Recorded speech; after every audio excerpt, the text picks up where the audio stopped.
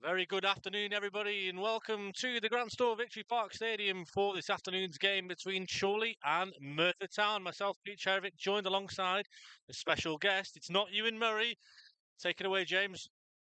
Yep, I think it's a sunny day here. I think Chorley will naturally be favourites, but Merthyr come with star striker Ricardo Reis, who is the second top goal scorer in the league. So Chorley's defence will have a tough day, but with Matt Owen back in goal, hopefully it'll all be okay. Yeah, one of a few changes, as you mentioned. Matt Owen back in between the sticks following his bout of food poisoning. Amongst the other changes, Mark Ellis back in as well. And so is Joe Nolan and Scott Wilson. Oren Willis just joining me to my right. Luke Summerfield misses out today due to personal reasons.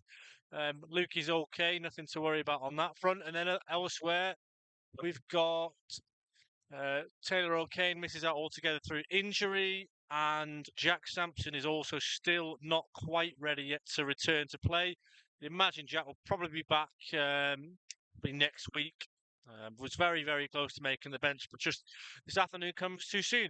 Some interesting information for you all. You obviously won't be able to see today's game, but Merthyr are actually going to have to play in Chorley's away kit today. Merthyr didn't load their kit onto the bus in time. They've sent somebody up with the kit, but they're stuck in traffic and won't be here till around about 20 to 4. So it's going to be an interesting gallery for our club photographer, Dave Airy, who's going to have to film two sets of Chorley playing kit. So just waiting for the two teams, lots of teams to join us. Oren Willis next to me on my right has only just found out this news by the look of your face, Oren. And yeah, it's certainly going to be interesting. It's Chorley's black and white stripes against Chorley's maroon stripes, if you maroon colours, should I say? So, going to be interesting, James, and yeah, hopefully be a good game. Merthyr a bit of an unknown quantity, but fingers crossed. Yep, I think it'll be a tough day for us up here in the first half as well, trying to figure out the Merthyr players, but hopefully Chorley will keep the ball, so we won't have to worry about that. Yeah, we know obviously Andy Priest and his backroom staff will have done a bit of digging, a bit of homework on the Martyrs and Paul Michael's side, and they'll be looking at thinking, this is a free hit for them. Of course, Chorley come into the game 20 games unbeaten here at home in the league, and they'll want to extend that. Yeah, it's an excellent home record for Chorley, but both teams come into this game off poor form with no wins in the last three for either team. So it's expected to be a close game, but with a big crowd here for Chorley at home, they should dominate the play and hopefully find the first goal of the game, which has been a struggle of recent times. Yeah, you mentioned that, Chorley. Unfortunately, haven't started particularly well in recent weeks. Have often conceded the first goal and find themselves a work to do. Of course, it was a bit different on Tuesday night at Southport. Chorley did get the first goal. Then, of course, were pegged back quite quickly through Arthur Ganui with a deflected strike. And no, the game hasn't yet started, as we've mentioned on social media. It's a 3:15 kickoff because Merthyr have failed to bring the kit in time. So we're just waiting on both sets of players to enter the field of play and should be on the way very shortly. Buxton, meanwhile, 2-0 up at home against Alfreton Town already, and it's also Darlington 2-0 to the good against Southport. So goals going in elsewhere in National League North, while our game has not yet started.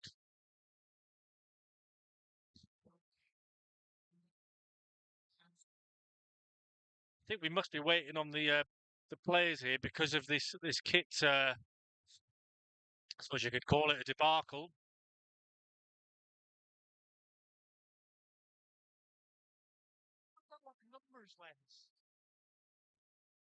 Here we come. Here come the two teams. Welcome to the Grand Store Victory Park Stadium. Chorley versus Merthyr Town. Myself, Pete, alongside James in the commentary box for this afternoon's game. And James, what a weird sight. The Chorley players in their black and white stripes and Merthyr donning the Chorley away strip. Well, didn't certainly have that on today's bingo card. Yeah, it feels like it could be a inter-squad friendly or something. But yeah, it'll be a weird sight, but I should get used to after a little bit, hopefully. But it'll certainly be confusing for all the fans here as well in the first half. Yeah, Oren just made a good point there. Is it going to be a case that Merthyr will switch kit for the second half? Well, I guess only time will tell. But Yeah, in terms of the game, I think it's one where Chorley will feel like they have to win. Obviously, a little bit of pressure on at this moment in time in terms of the results. Not necessarily going the way that they'd like, especially on the road, but we know what it's like at home, don't we? Chorley seems to be a little bit of a different breed, a different sort of animal at home, and be looking to start the game on the front foot this afternoon. Yeah, we saw 2 weeks ago against Oxford City. It was a poor start, but once they got firing in the second half, they looked like they could have put up a game against anyone. So we'll hope that they can start that way this game from the off and hopefully take the lead and see the game out. Newcastle have just taken the lead against Fulham, while Chelsea are 1-0 up at home against Sunderland.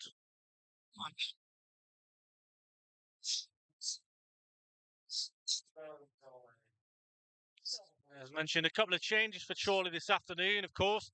Joe Nolan comes in place of Luke Summerfield, who misses out due to personal reasons, and also Scott Wilson at the back in place of George Pratt. So Precy, I would say he's necessarily shuffled his pack, but changes, there to be made.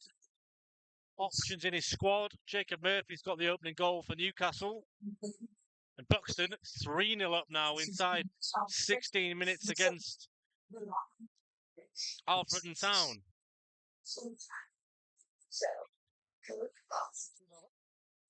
Yeah, another one, of course, is Darlington 2-0 up against Southport. I just had a message from one of my friends who supports Bolton Wanderers. Not sure how Cardiff are top of the league. It just shows how bad the game is. Haven't yet looked at what the scoreline was in that game at the Tough Sheet Stadium. Well, actually, it finished Bolton 1, Cardiff 0. So, never know. We might get a few of those supporters coming along this afternoon, James. Yeah, I think it was a last-minute goal for Bolton. So Cardiff fans might want to make the home trip home straight away. Maybe not in a good mood, but yeah, I'm really struggling already with this interference of Merthyr having to play in Chorley's away kit. Yeah, a left back, centre midfielder.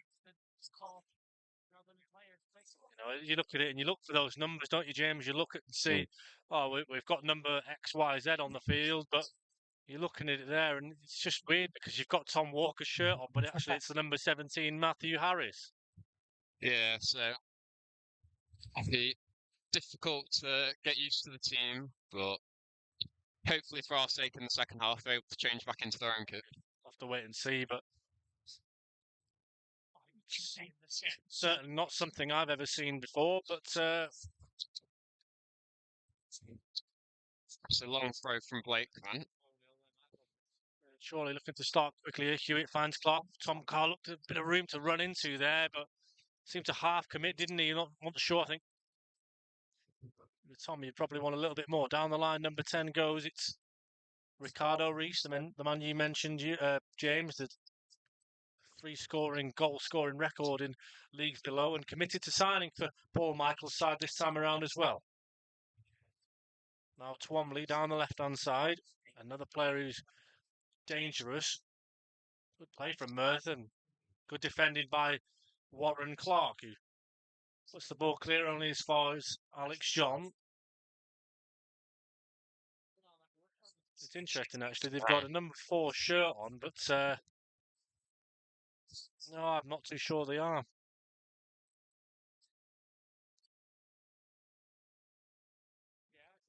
Yeah, Merthridge controlling the play at the moment, just inside the Chorley half. Chorley just sitting back, waiting for them to play a loose ball, hopefully.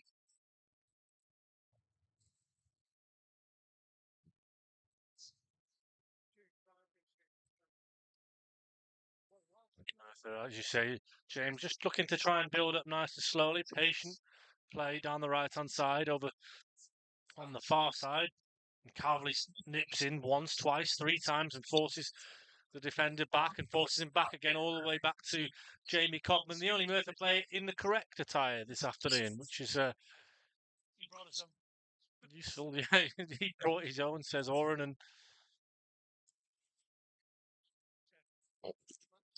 Sunderland have equalised at Stamford Bridge in the game. Curzon Ashton 1, Peterborough Sports 0, Chester 0, Bedford Town 1 in that one. Chorley will play against Peterborough Sports next weekend, and the man, the myth, the legend that is Phil Brown, and today's manager for Merthyr is Mr. Paul Michael, who certainly didn't look best pleased when he found out that the kit had been forgotten about. Yeah, I think it'll be interesting today to see how Chorley's strikers Lucas Weaver and Tom Carr play, having started together for the first time on Tuesday, and with no Harry Ibsen or Jack Sampson up there, it might be a bit of getting used to playing with each other. Yeah, just looking in terms of it, obviously in the shape at this moment in time, it looks like Tom's kind of on his own, and Lucas Weaver's really deep on that right hand side. So whether it is a bit more of a, rather than it was sort of a two up top on Tuesday, it might be more of a one up with Tom Carr in there. Yeah, I think Warren Clark looks to be playing in the number 10 position, or maybe or just ahead of Joe Nolan and Mike Halfley. Yeah, a bit of a three-pronged attack. Probably trying to match up with Merthyr, who seems to be playing 4-3-3 themselves. Yeah, we saw Andy Priest change formation at half-time against Oxford City a fortnight ago, and that worked in the second half, so maybe he's taking that on again and seeing how it works today. Merthyr nicely down the right-hand side. The ball comes in towards the box. It's fought nicely, and the shot goes wide from the number 15, who, per our record, is Noah Smearden. It was a bit loose in defence from Chorley there. That Adam Henley just missed the ball, which gave Smearden the chance, but he's flashed his effort wide of the left post. That might be a bit of a wake-up call for Chorley, who've hardly touched the ball so far, but with Matt Owen's goal kick, they might be able to keep it.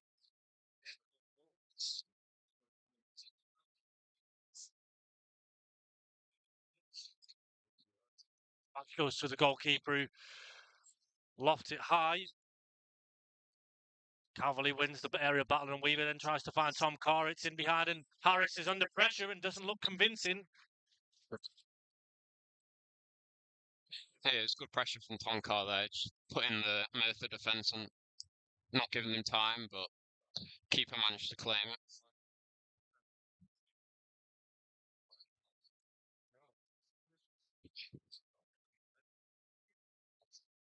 Again, Merthyr look content to just try and have these little spells of possession, don't they? Where Harris has got the ball here, the skipper. He doesn't look convincing in possession. And Andy Priest is screaming at Warren Clark and Tom Carr to press him.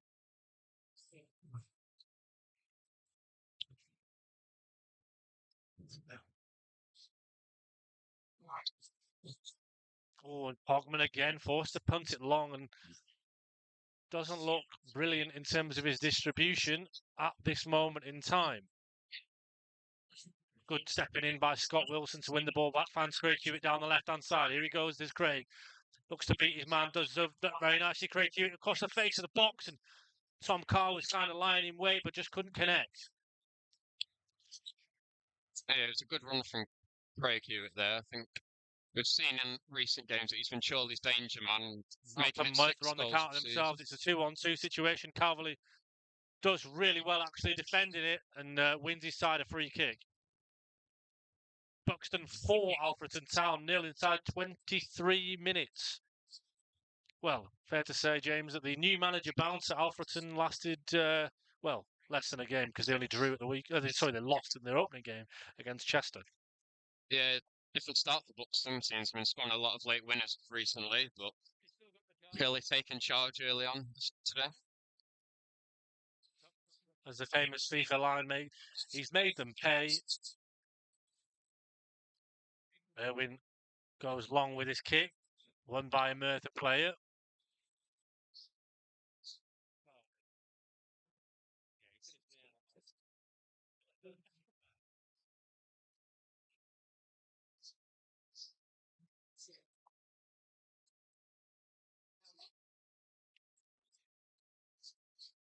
Merthyr still just controlling the play here. Surely yet to really have a string of passes of their own. But and in terms of obviously 8 minutes into the game, and That's what Merthyr will probably be thinking, though. You know, they know what Chorley like in terms of the home record, and probably thinking if we can try and dictate a little bit of the play, a bit of the possession, and make things difficult for them to create anything, then, you know, because they'll be coming up here with such a journey, thinking, you know, they'll take a point all day long. Yeah, I think we can see with Warren Clark just in that 10 position, he's pressing high with Tom Carr, and he uses pace to put the Merthyr defence under pressure, which could They're cause opening a the loose press pass. really well here, though, haven't they, on the right-hand side now? Merthyr again leaning towards the box. It's set to come in as a man at the edge of the box through to Twomley. Lays it off and has a shot. It's blocked away once, twice. The free kick given in Chorley's favour, although a Merthyr player is down injured. Merthyr did really well there to break that press and transition from back to front really quickly, and that was dangerous. Yeah, Adam Henley had to make a good block at the end before Mark Ellis cleared it, but another time that Chorley've been caught out of it on the break, so they need to tighten up a little bit.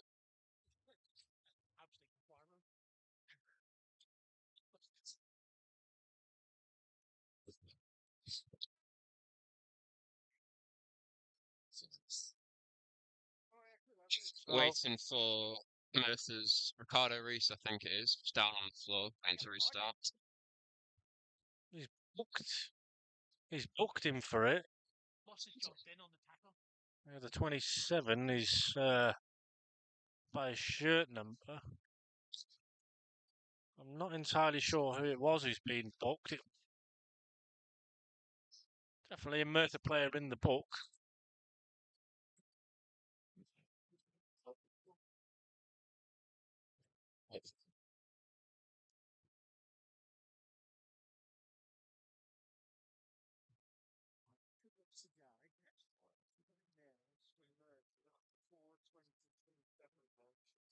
Do we have?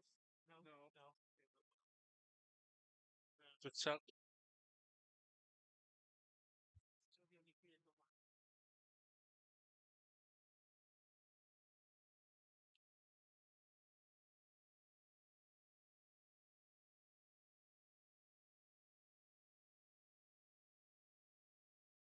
Just the press on. Here we go.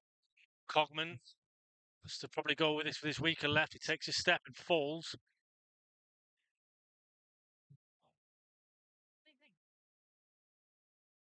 Chorley again trying to press. Smurden has the ball now into Captain Harris. Works Uptown have taken the lead against Telford.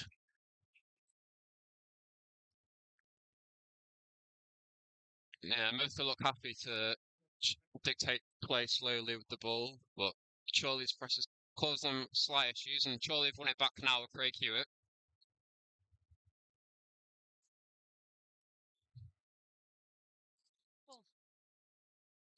Hewitt's given it away, and Merthyr back on the ball with Smurden down the left side. And this is where Merthyr looked dangerous most, in breaking that press and on the transition, and Wilson has to step across. He's got Merthyr players for company, and he's done well to win his side a throw.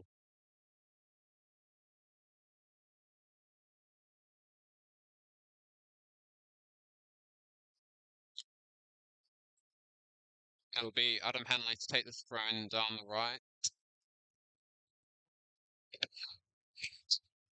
Flicked on by Carr, but straight back to Merthyr.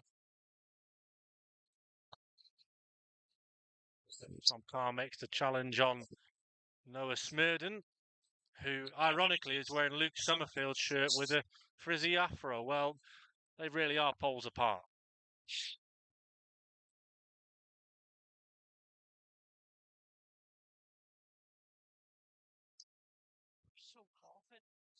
Harris. Chested down by Ellis, who decides to go long towards Carr, putting pressure on Harris. Weaver versus Smurden puts a foot in, and Warren Clark again trying to push and press, does well, but can't win the ball back.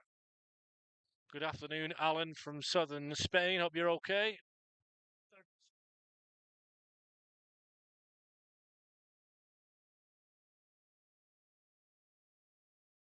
Broxton 5, Alfreton Town 0.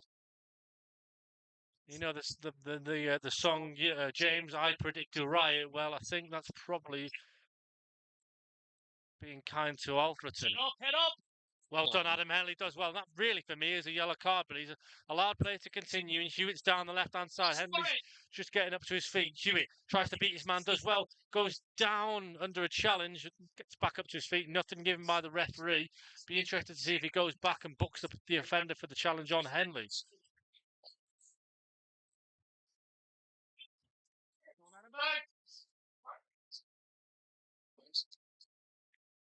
Clark does well.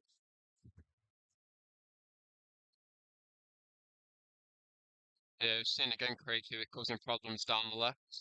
Couldn't quite produce the cross like last time, but he's definitely looking Chorley's most dangerous player once again.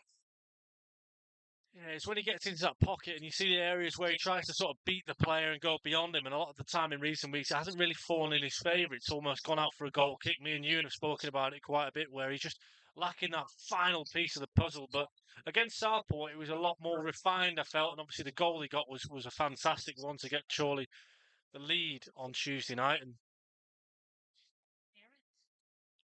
And certainly is trying to make things happen.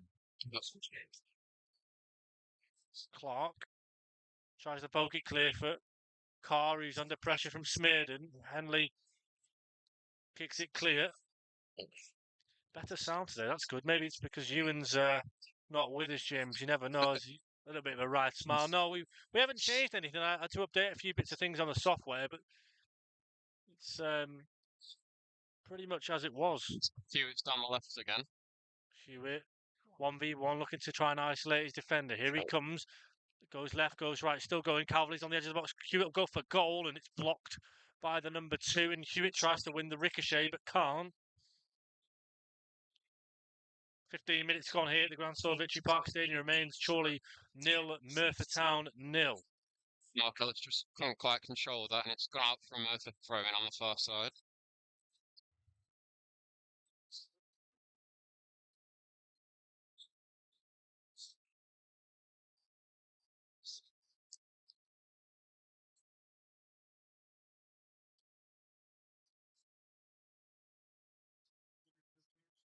It's interesting, isn't it, James, that Merthyr obviously played at Spennymoor last weekend, and that was a game that finished 6-4 to Spennymoor. And if you said that right this second, that Merthyr scored 4 and their opposition scored 6, you'd probably think that someone was pulling your leg, because this at the moment doesn't really have anywhere near the makings of that.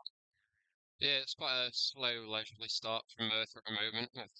A lot of touches for the 2 centre-backs, but you never know, the game might widen up as the half goes on. Carr has to press and goes back to Harris. Telford have got a penalty against Worksop, and they've scored to make it 1 apiece. Blackpool have taken the lead in their game. Josh Bowler's got the goal first under the Ian Evatt reign.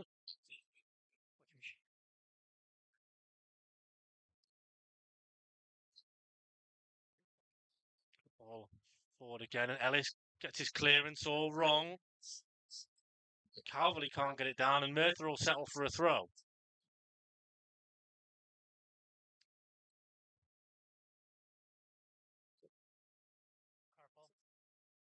Merthyr trying to come again down the left-hand side.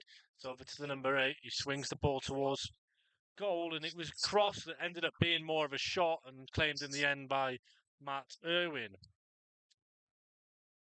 Eyes and ears as well on the FA Trophy today, James. A few games going on there. Bradford Park Avenue beating Merthyr Town, and big game between FC United and Bamber Bridge. Here though, Tom Carr's got the ball, plays it towards Lucas Weaver, but his pass is flat. And as I say, the FA Trophy draw will take place on Monday, where Chorley and all the other National League North teams will enter the competition. That game will be played on the 15th of November. AFC Fylde have taken the lead against Hereford.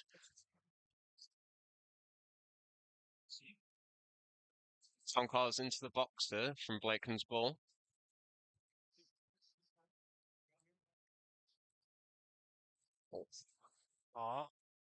Still has it, as you mentioned. Back to Blakeman. Finds Hewitt and flags up.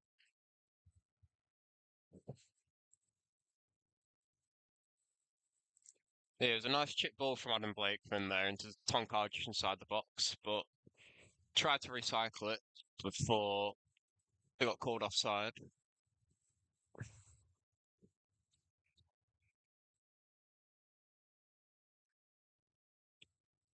And there's a Merthyr defender down now with an injury, so Yeah, I think that's Cole Jarvis who's down. Let's have a look and see who got the opening goal for AFC Fylde. They've got a few players in red hot form at the moment. Luca Thomas, Danny Ormerod, of course, and it's nobody according to AFC Fylde's Twitter. Certainly couldn't be us without the updates, but they definitely have taken the lead. A minute again, that Merthyr player's down, injured, so surely have a minute to take a bit of a break. Tom Carr looks me in the eye and gives me a little bit of a winky winky and says, let's keep pushing. Because I think Oren's alluded to my right, James, that surely you haven't really started here. no, they've not had much of the ball at all, which is quite different from normal. With Merthyr happy to play around, keep the ball, but Andy Priest seems to be having a couple of words here, so they might try to change a bit. See Scott Wilson as well orchestrating a few words with Joe Nolan and Mike Calverley and Adam Henley and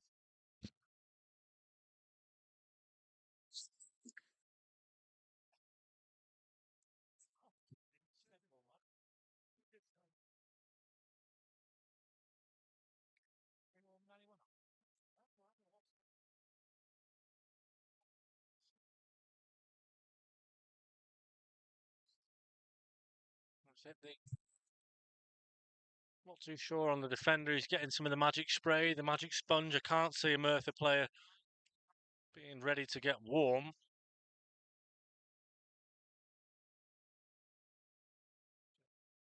Danny Ormerod got the goal for AFC Fylde. He's in red hot form, as I mentioned, and he can't stop scoring at the moment. 2 against Spennymoor in midweek, and now he's got another one to add to his collection for this season. He's really hit the ground running, has young Danny. Of course, I mentioned earlier that Taylor O'Kane, who's on loan from Fylde, is struggling with a bit of a hamstring issue at the moment. Hopefully, we'll be back soon.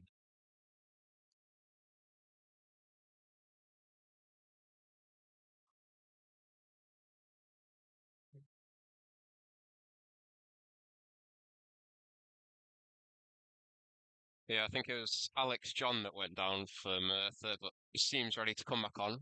Good header from Ellis, finds Carr, he does well to spin, can't keep hold of it though at the second opportunity, and again, Merthyr happy to go back to Cogman, and Andy Priest asks for Carr to press. Does well actually, Nolan can't get onto it, it's a really good spin through the middle of the park. Foot comes in from Weaver of all people, and does well actually to win the ball back. Lucas Weaver down the right does well. Again, putting Harris under pressure.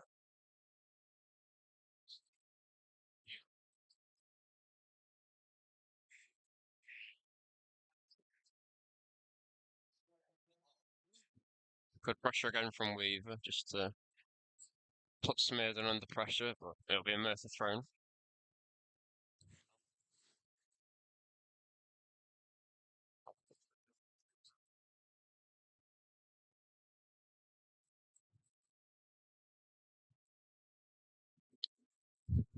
Good play this from the full back over on that right hand side, driving forward for Merthyr. Calverley steps in really well though, and now Hewitt with the full back dropping back. Hewitt tries to take it on a bit further, but James Ede puts it out of play for a Merthyr throw.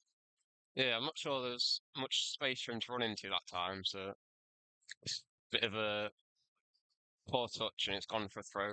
Merthyr back with the ball on the left side.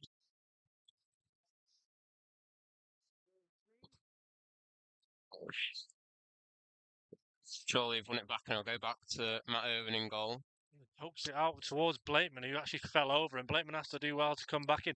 Incidentally, on the suspension front at the moment, both Adam Blakeman and Mike Calverley are on 4 yellow cards for the campaign, meaning a yellow card this afternoon would mean they both missed, or either of them missed the trip to Peterborough Sports next weekend.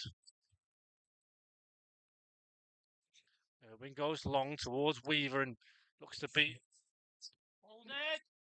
player, and Carr does really well with Weaver. Weaver driving on towards goal, and it's behind, and it's the first corner of the game for Chorley. Really well worked from Lucas Weaver. Yeah, it was a nice touch just to take it back past the Merthyr defender, and it's been kicked out for a corner. Adam Blaken coming over to take it.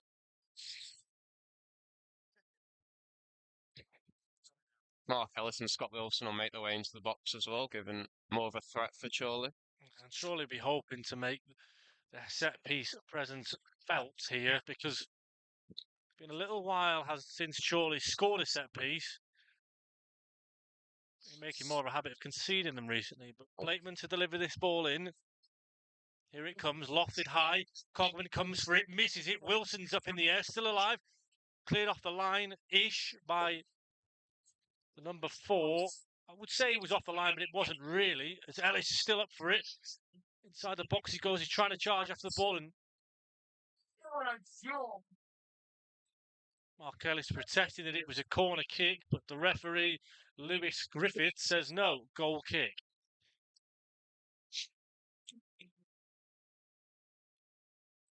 There'll be another chance for Merthyr to play out again from the back, but Warren Clark's putting them under pressure. Oh, he's so close, Warren, but then Craig Hewitt takes over. It's a really heavy touch, but it might just work in his favour. Hewitt, left-hand side towards the corner flag. He's got it. Nolan's on the edge of the box. Blakeman now comes for it, takes the cross first time. Warren Clark flicks it, not cleared just yet. Wilson gets it, finds Blakeman again, left-hand side. Hewitt's beyond him, plays it deep instead towards Mike Calverley, goes up for it, and again. Is it going to go for a corner? No, it's not. And Merthyr tried to clear, but it'll be a Chorley throw. Yeah, this is better now from Chorley. They're putting Merthyr under more pressure and winning the ball back, getting some opportunities. Yeah, it'd be much better in this last 5 or 10 minutes. They're having a good spell at the moment, Chorley. They need to keep this pressure on and need to make it count. Blakeman over on this near side, nearest to us, on the right-hand side. Throw it to come in.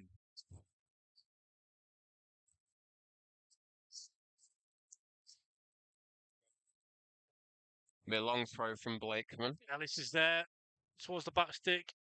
Flicked up by Weaver, headed over towards Calverley, who's there at the back stick, and another corner, and the pressure's coming. His arms are like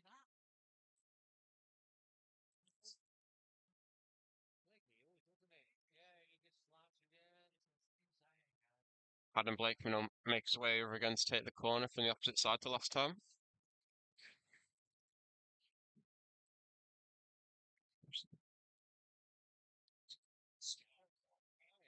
Blakeman outswinger this time. Again, it's deep. And in the end, he gets it wrong, Blakes, and it's behind for a goal kick. Peterborough United have equalised against Blackpool. And again, stoppage here because a Merthyr player is down. I think it's the same man as early. Macclesfield have taken the lead against South Shields. Well. Maybe Ian Watson's side aren't invincible after all.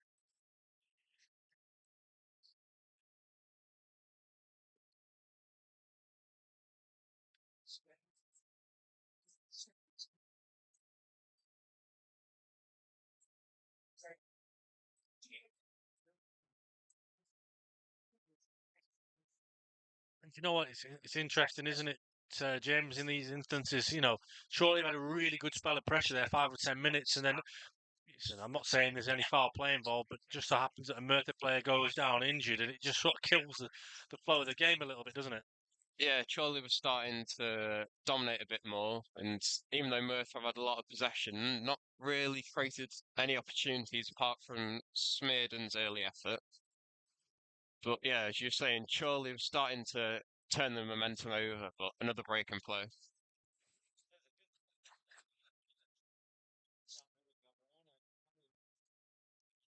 Elsewhere in National League North, Leamington have had a man sent off against Oxford City. That game remains goalless, as does this one. Elsewhere in National League North, Scarborough 0, Marine 0, Kidderminster 0, Spennymoor 0, Kingsland 0, Radcliffe 0. So lots of games without any goals, although Buxton are very much holding the parade.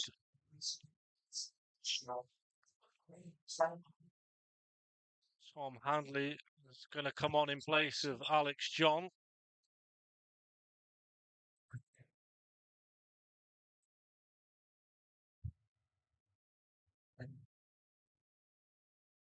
Yeah, it seems like Handley will just slot into midfield where Alex John was, so no change of formation for Merthyr.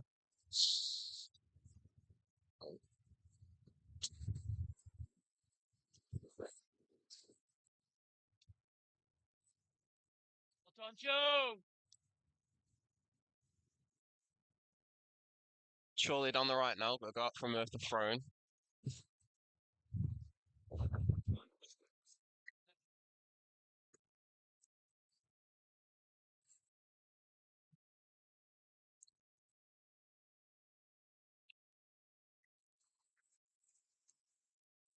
Henley's won it back for Chorley. Calvley's flick on.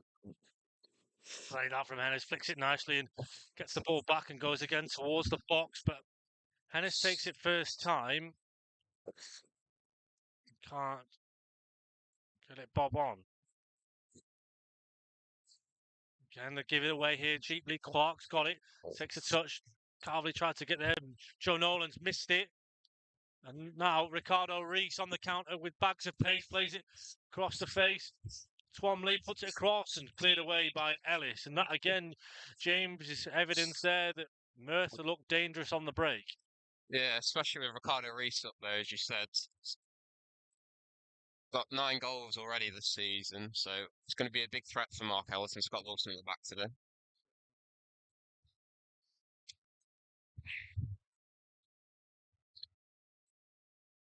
Merthyr have got the ball again just inside Chorley's half, with Ryan Phillips progressing to forwards.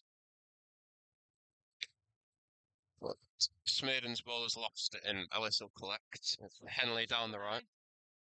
Henley's long ball into Carr, can't find him, and it'll go back to Cogman.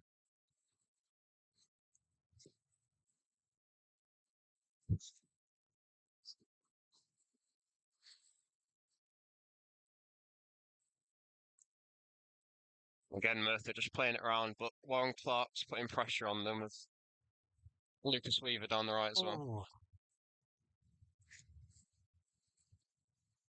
It's worth mentioning, isn't it? They're trying to play a nice style of football here, Merthyr. Look at the pace there from Reese, trying to keep the ball in. I think he eventually does get it out for a throw, but used to playing on a plastic pitch, aren't they, Merthyr? That's something to bear in mind. Chorley's pitch at the moment is playable. It's okay. It's not a carpet by any means, is it? And it's certainly not probably as smooth as a plastic surface would be.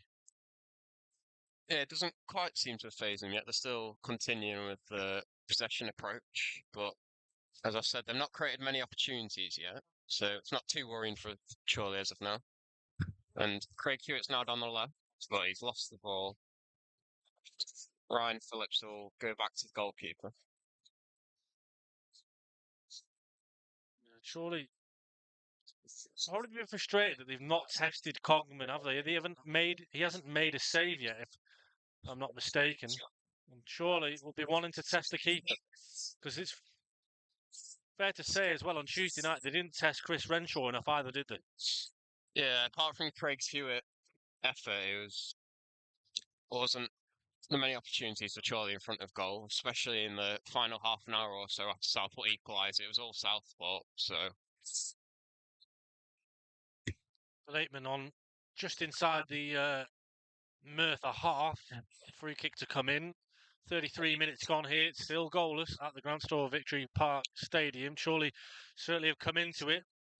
Here comes Blakeman. Lofts the free kick towards the box. Wilson's up. But referee Griffith sees a little bit in the back from Scott Wilson and gives a free kick to Merthyr.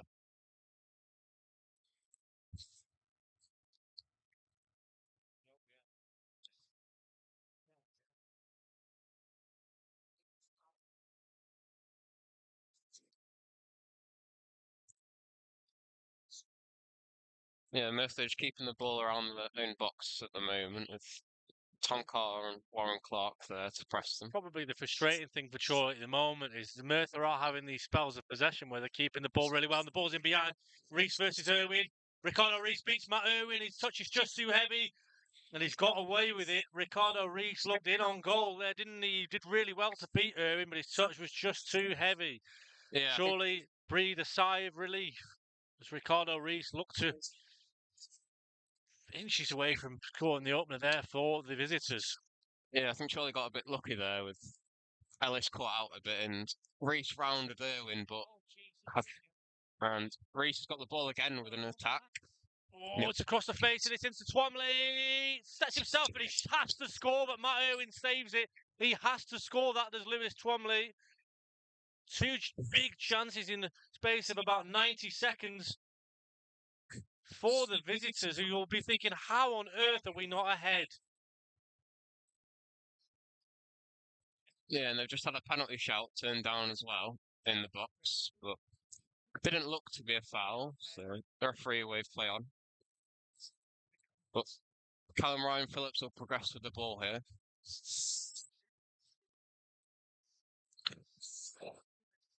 Henley's clearance goes up in the air. Clark flicks it on, but we'll go back to Merthyr.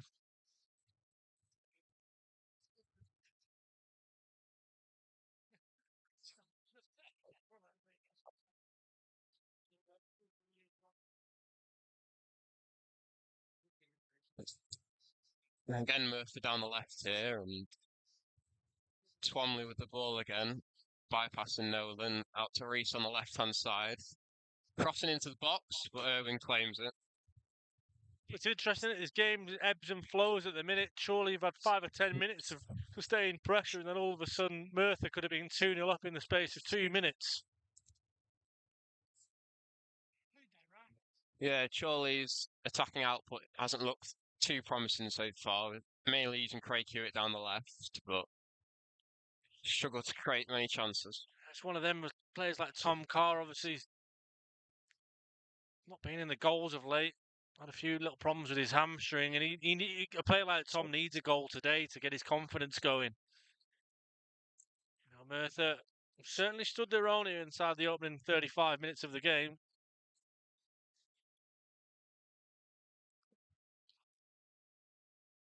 Yeah, they've certainly started well this season, 11th place after promotion last year. The ball in behind here again. Merthyr in behind again. Play the ball across the face, and Wilson, no chances taken from him, boots it out for a throw.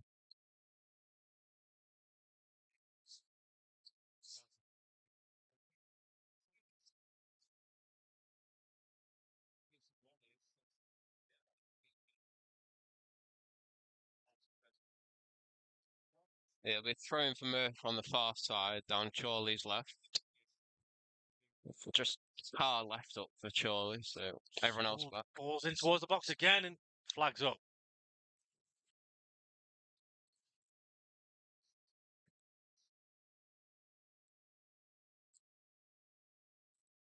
Yeah, what a shock it was for Bolton. It was that man again, Mario Cozy at Dewberry, with a late winner in added time for Wanderers.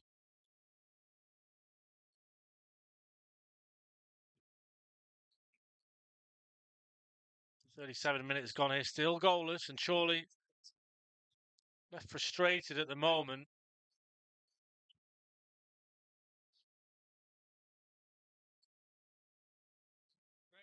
And back to Cogman, and puts his foot through it. Blakeman in the back and does well. Hewitt's got it and gives it away straight away. Touch is just a bit slack there from Hewitt, isn't it? They're coming forward again, plays it nicely into the area, not cleared. Cowley puts a leg out. Smurden, edge of the area, takes a touch, goes for goals, into the hands of Irwin. Pretty comfortable, that one.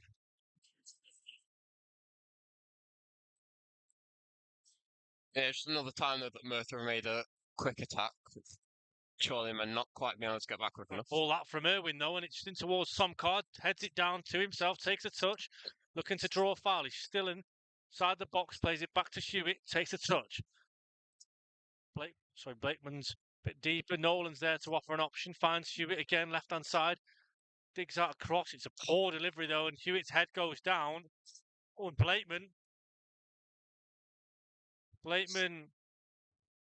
has been sent off. Adam Blakeman's been sent off.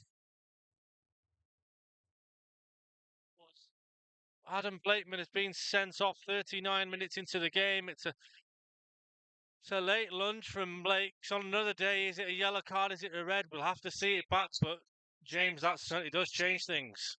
Yeah, it was a one-footed lunge from Blakeman, but I'm not sure anyone quite expected the referee to give a red card, and surely have to switch things around a bit now, down to 10 men. With Merthyr said, already... didn't we, that the suspension tightrope, if Blakeman was booked today, he'd miss the game against Peterborough Sports. Well, rather than a one-game ban, it's a 3-match ban.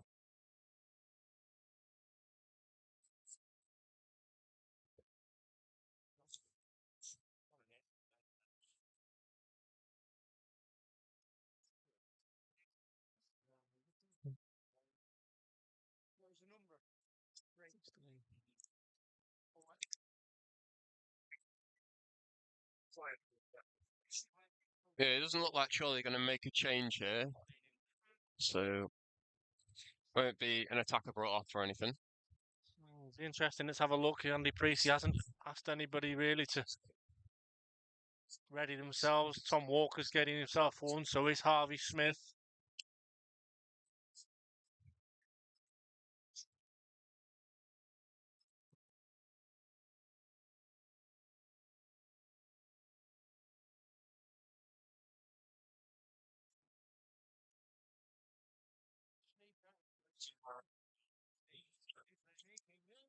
Yeah, it looks like George Pratt might be coming on now.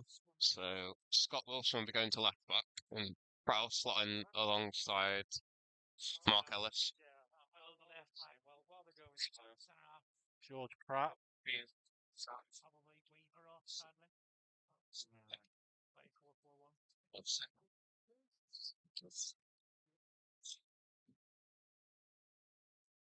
Surely you've got a job in their hands here. No, not only have they got a home unbeaten record to keep intact, they've also got a game to try and manage here. 0-0 as the first half nears its conclusion, but they're down to 10.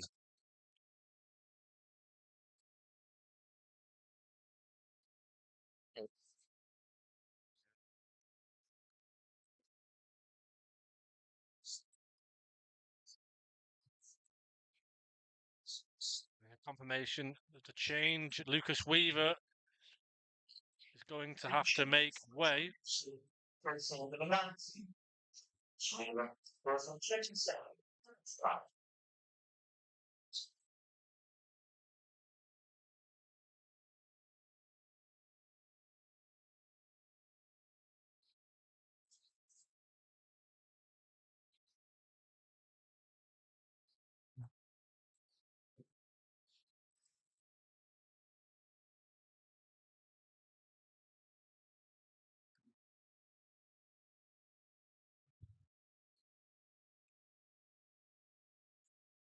Yeah, so Scott Wilson has moved to left back now. Very much.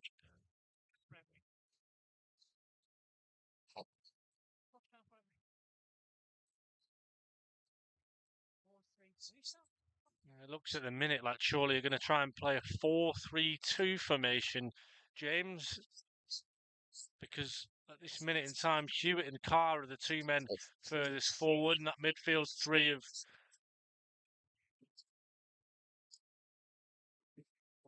Nolan, Calverley and Clark, and the back four is Wilson, Pratt, Ellis, Henley, and Calverley seems to be dipping in as well. Ball across the face from Merthyr into the box. Wilson clears it. Yeah, it might be quite a narrow midfield now for Chorley with Calverley on the right of the three. So, even more hard work to create attacks, but Hewitt now alongside Carr, it appears, might have more of a link-up. Onto the box from Merthyr. Turns and takes the shot over the bar.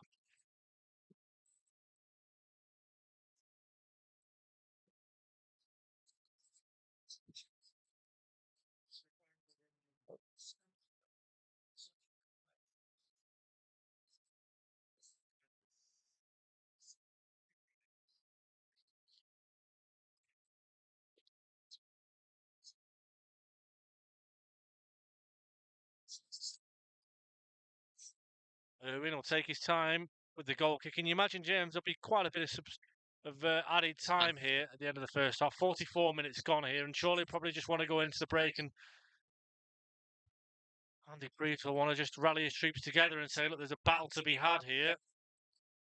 Oh, and the ball placed across the face, and Merthyr into the back, into Henley. Harris under pressure. Doesn't look comfortable at all. Neither does Warren Clark. Nips in, wins it. Tom Carr's got it, edge of the box. Tom Carr goes for goal. That's a shot. It's blocked. Craig Hewitt's got it. Wilson overlapping. Wilson plays the ball across the face of goal, and it's into a dangerous area. And Merthyr very nearly undone there by Chorley. Wilson under pressure. Good play that from Scott Wilson and Tom Carr. Yeah, it's a good start from Chorley since Blakeman's sending off, not letting Merthyr control the game, still getting at them. And Wilson made a good cross, but unfortunately couldn't quite find Carr in the box. But his throw will go into Carr again. And plays it back to Clark. Hewitt's got it, takes a touch, finds Clark again. Good play from Warren Clark, still going here, goes and finds Hewitt once more, into the box towards Clark, under pressure, gives the ball away. And Merthyr hit it long to the danger man, Reese.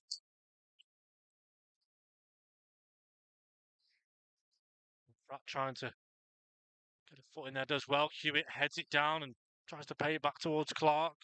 We're past the 45th minute here, but no signs of the board. It's on its way.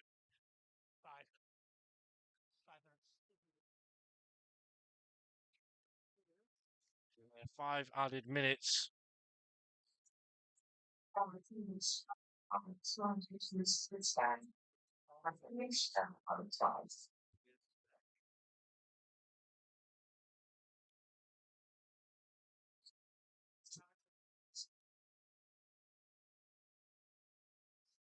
Play that from Merthyr again down the right hand side. They go Wilson. Pressure ball dug out. Given a corner, I think.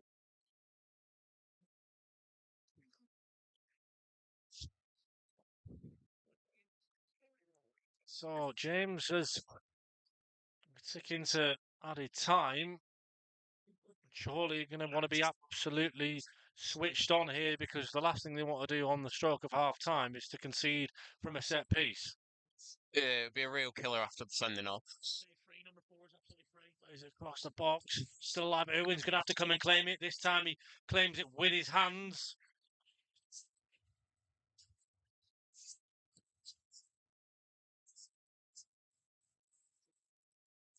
Yeah, I think Andy Priest will just wanted his side to get to half time without conceding a goal. Try and regroup, and Chorley does well under no real pressure. Chets it down, finds Wilson, goes into towards the left hand channel where Tom Carr's there. Oh, Hewitt does well. Calverley again, unchallenged, goes wide towards Ellis. It's a bit loose in the pass, but Ellis will dig out a ball to find Warren Clark, or at least try and find Warren Clark, but Ello overhits it. Tom Carr might be bleeding. Yeah, I think he's got a nosebleed, Tom Carr.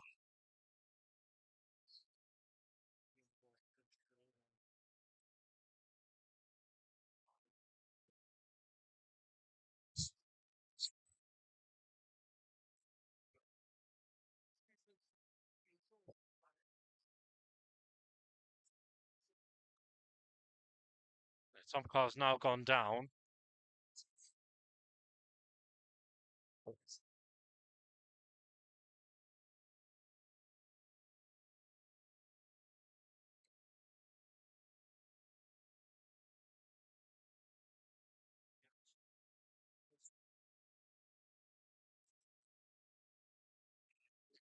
Just nervy moments here.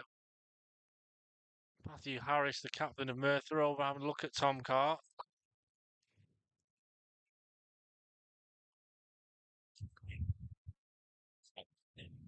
Tom Carr's got a nosebleed here.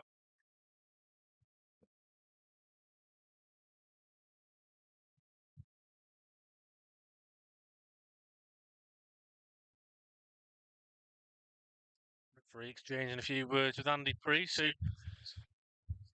looks frustrated, doesn't he, James? Yeah, I'm not sure anyone was really happy with that situation, the referee telling Carr to go off, but just adding more time onto this first half now.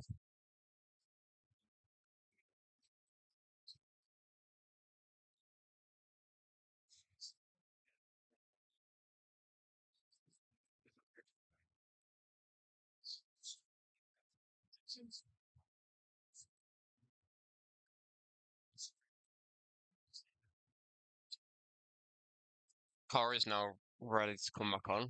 He's got some once tissue clearance shoved starts. right up his schnoz. Referee Griffith says, on you go, Tom.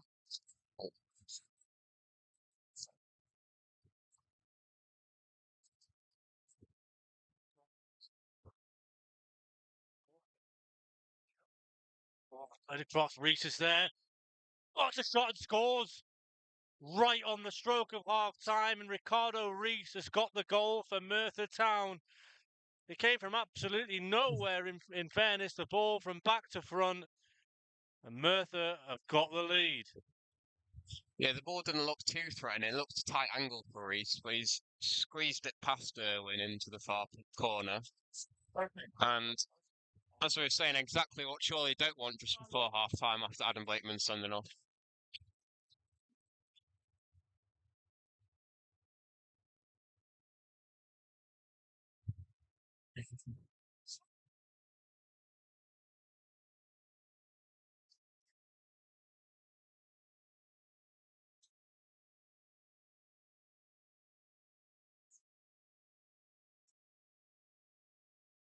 And James, we said, didn't we, that Chorley just want to go in at the break at 0-0. Well, now very much a different scenario. 1-0 down with about a minute of the opening 45 to play, and it was a fantastic finish, wasn't it, from Reese, it has to be said.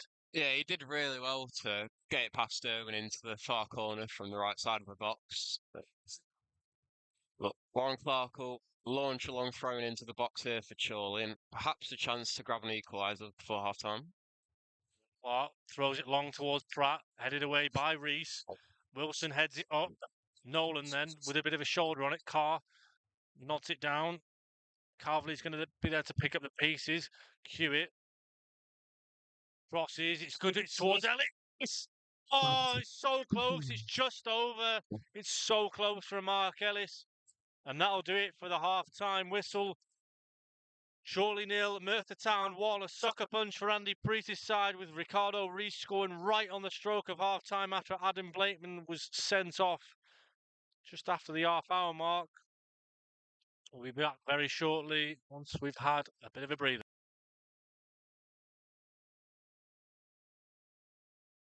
I don't think you turned yours off.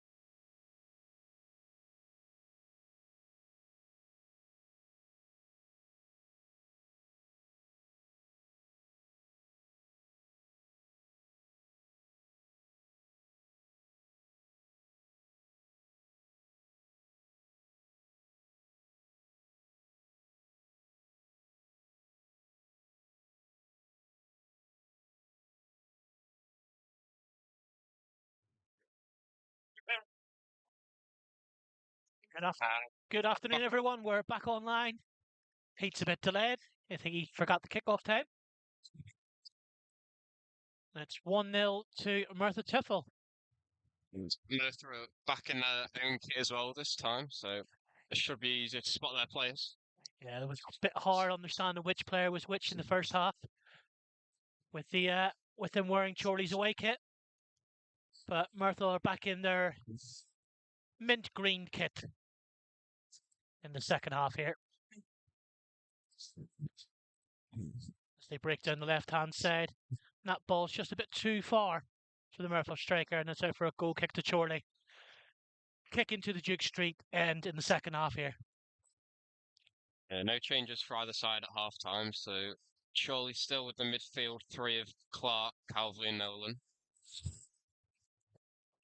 Yeah, Chorley down to 10 men with Adam Blakeman sent off in the first half. Just a bit of a late lunge and a straight red from the referee.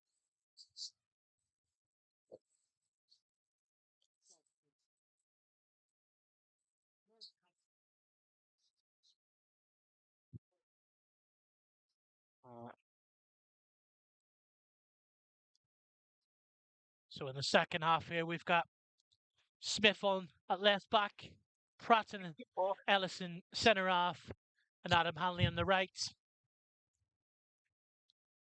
And Pete has returned. And I'll pass you back to Pete. Well, James, probably best I ask you what the score is. Is it still 1-0 to Merthyr Town, or have we equalised in that minute that I've just missed? No, it's still 1-0 to Oh, and look at that, Town. Merthyr in their own kit now. Fantastic. Fantastic to see that Merthyr are back donning their own strip again.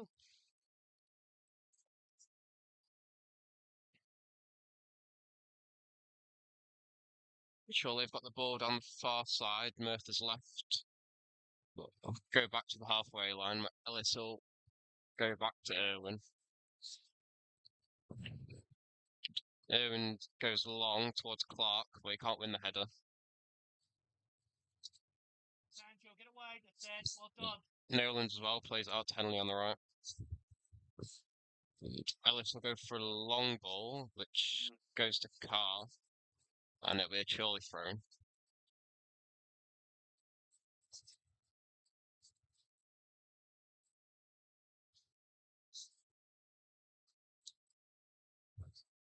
Rolling towards the box from Henners, and it's so much better to be able to see a distinguished difference between both sets of kit. Have a little look at goals elsewhere in the National League North as Mark Ellis has got a teasing header. Irwin put his foot through it. Buxton 6, Alfreton Town 0. AFC Fylde 1, Hereford 1 in that game. So Hereford have just equalised. Andy Williams with the goal for Paul Caddis's side.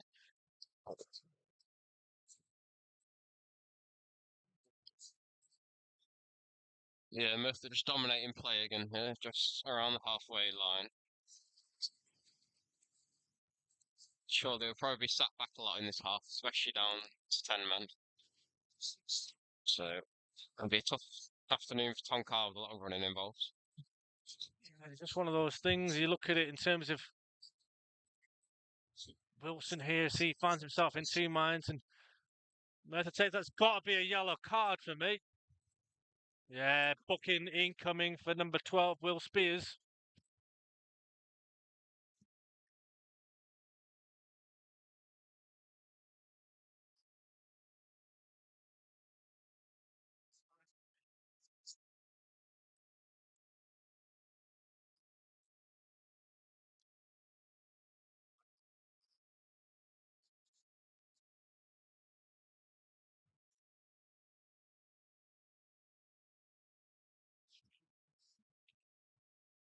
Irwin's free kick will go up from the throw-in. It's on their right side.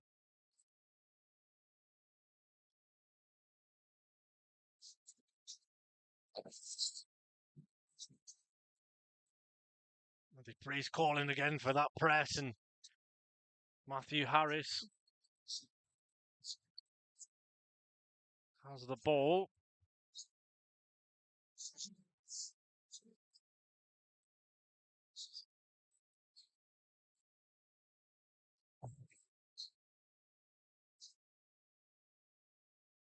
Merthyr again, though, James, as you mentioned a few times in that first half, just content to keep the ball and take the time and play the ball around the back.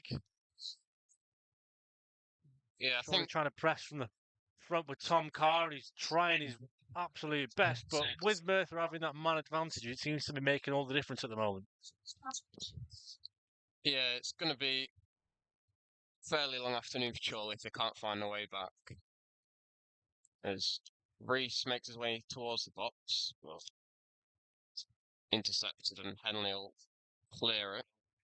And again, it's trying to play the ball out to try and recreate something, and it's just not working at the moment. Spears, right-footed, crosses, Irwin claims.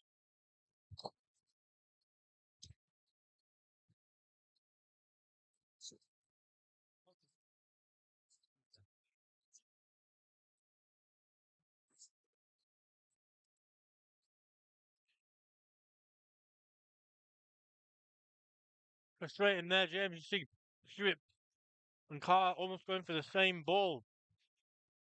Hewitt tries to win it, but then Carr gets his head in the way, and there's no one to peel off of the ball from. You want one of them to win it and the other one to peel off from it, but Yeah, it just needed a bit more communication there. he just went for the same ball, and got to be careful again. Surely under pressure at the moment, because again Merthyr just happy to keep the ball. Evans. And Merthyr looking to try and dictate. Radcliffe have doubled their lead away at Kings Lynn Town.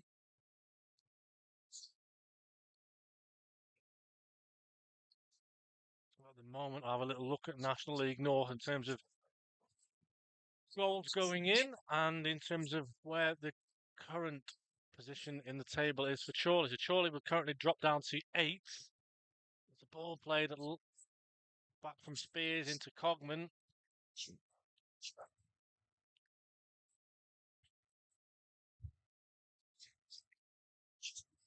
Smithen will progress down the left side. A lot of room there with Chorley's tight midfield.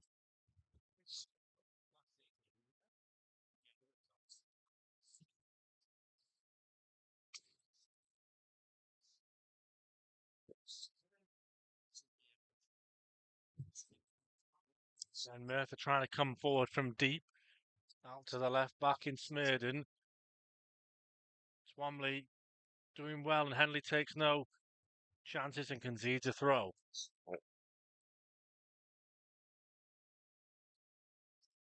Quick throw from Smirden. Caught Nolan off guard a bit. Chorley will try and find room. It'll be another throw in for Merthyr.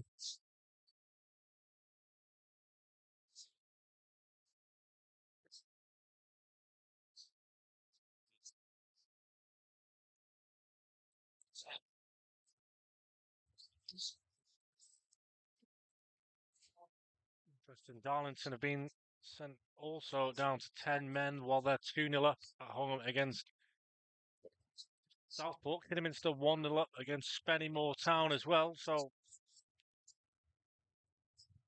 still also play for Marine as well. Goal scored away from home at Bridlington against Scarborough.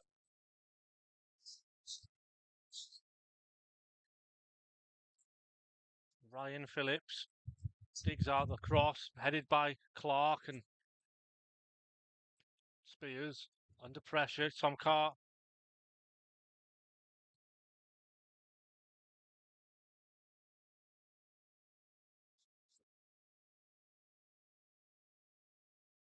Swamley has the ball down the right-hand side under no real pressure, takes it back a touch.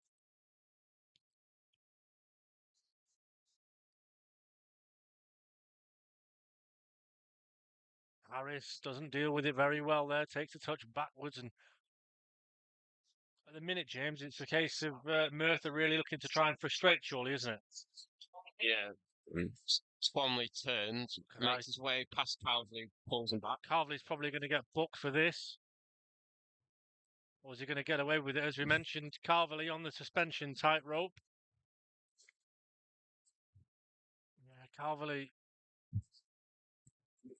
I think James was probably lucky not to get booked for that. Yeah, that'll probably be his last warning from the referee.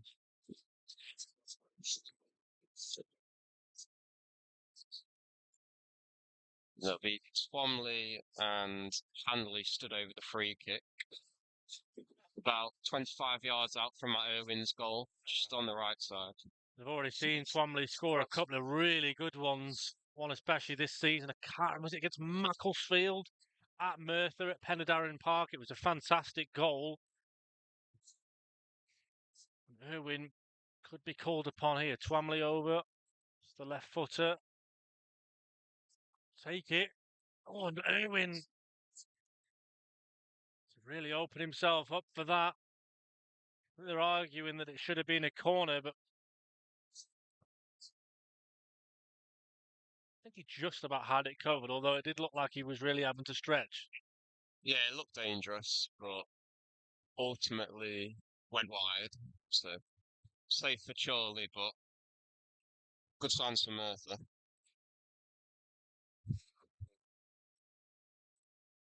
Irwin's free kick swirling in the wind. Free kick given against Chorley, and again more respite for Merthyr, who've got serious upper hand here. Goal to the good. Got the game in the palm of their hands, really. It is very much a case of it's theirs to lose.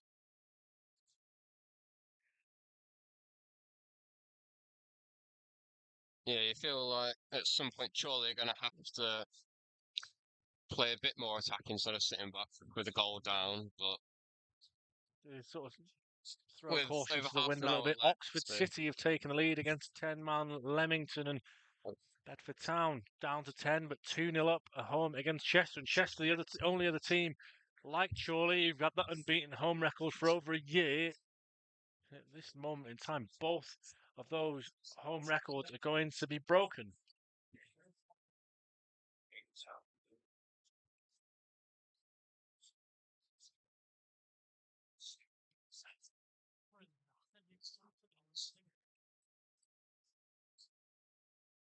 Stewart heads on to Carr, goes down, free kick eventually given.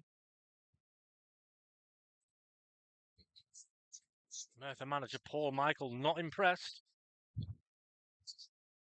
It was a cry of, what's going on now?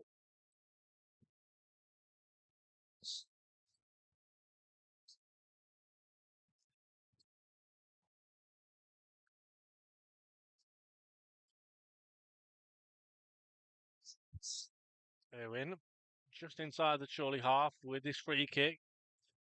Pokes it long, over towards the head of Ellis. He wins it well. Sets it down by the chest of Calvary, goes for goal, blocked. And Merthyr will just lump it as far as he can. Henley has to make sure he's there to cover it.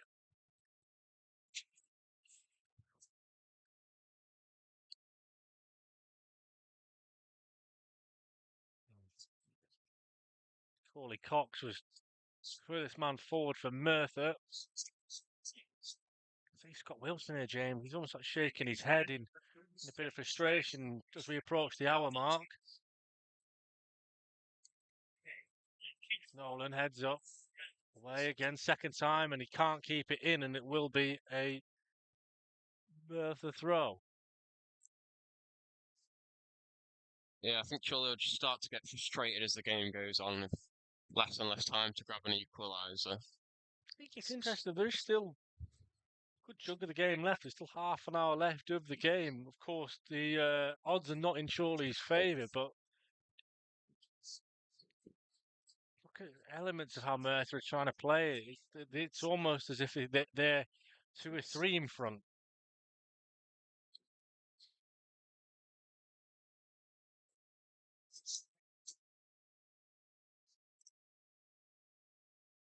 Now, Smurden has the ball, left-hand side, gives the ball away though, and Nolan nips in well nicely to win that.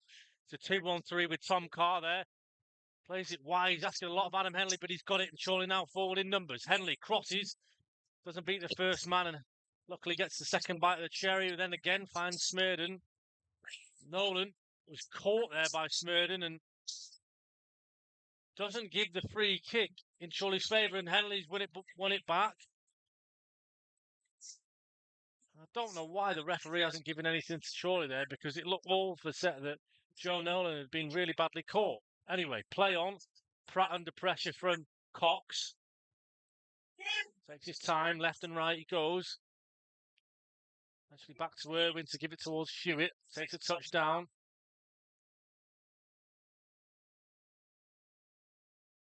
And James, it's just not falling for Chorley at this moment in time, isn't it? Yeah, just struggling to keep the ball whenever they win it back. And we saw that counter-attack there from Tom Carr. He played a good ball out to Adam Henley, but his cross was blocked and then struggled to recycle it well enough. We'll have to try and win it back again now, Merthyr on the ball. Spears has got it. He's going to go left all the way back to Ryan Phillips.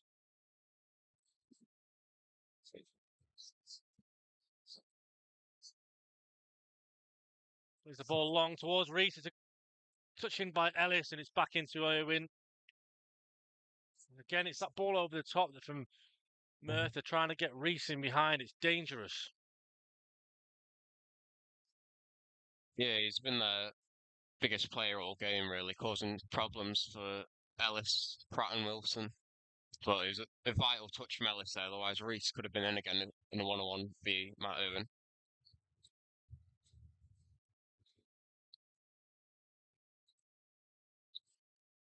Merthyr will play it forward again down the right. You can hear Merthyr players calling themselves to play a little bit higher. Wilson's got to be careful. He's putting Cox under pressure. Warren Clark steps in, does well.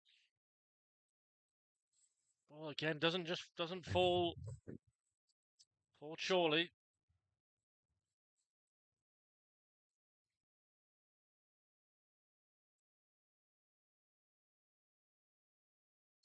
Mark Ellis didn't look happy there with the throw-in given to Merthyr.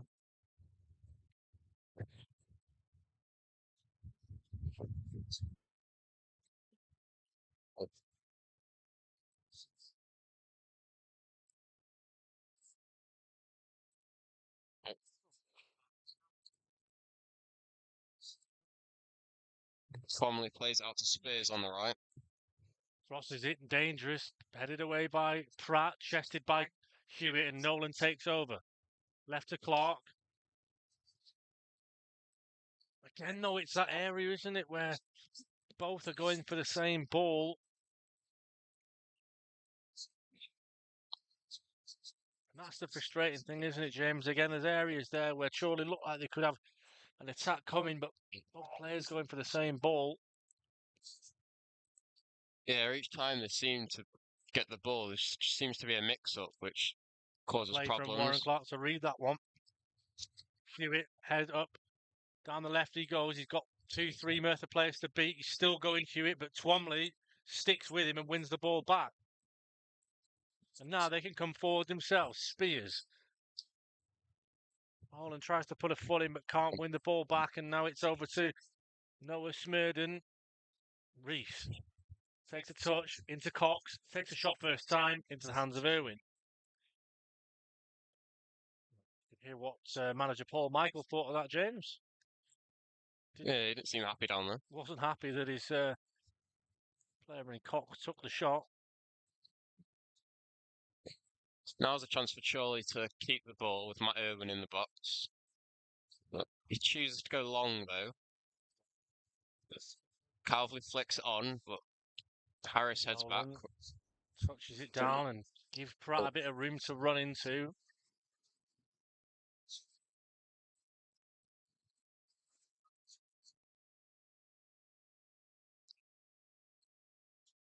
Pratt goes long now.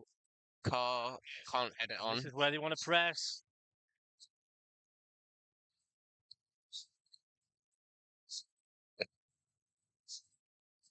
Carr goes down, nothing given by referee Griffith.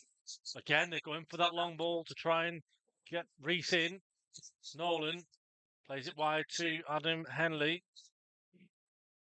Welsh international Henners. Scarborough have equalised against Marine.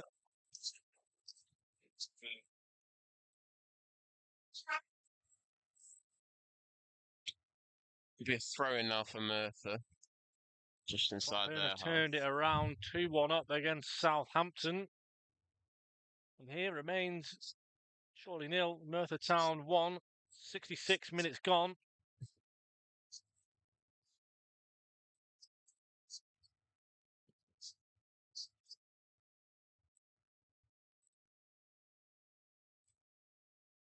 The referee just having a word with Will Spears down touchline.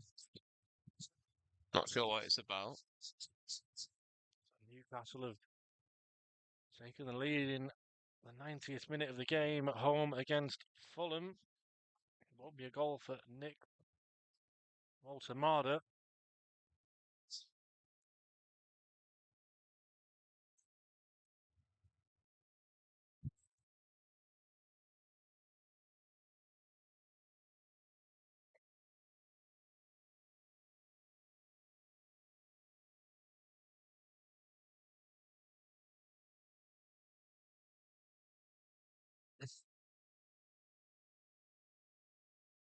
Play restarted now with Merthyr in their own half. That was smeared on the far side.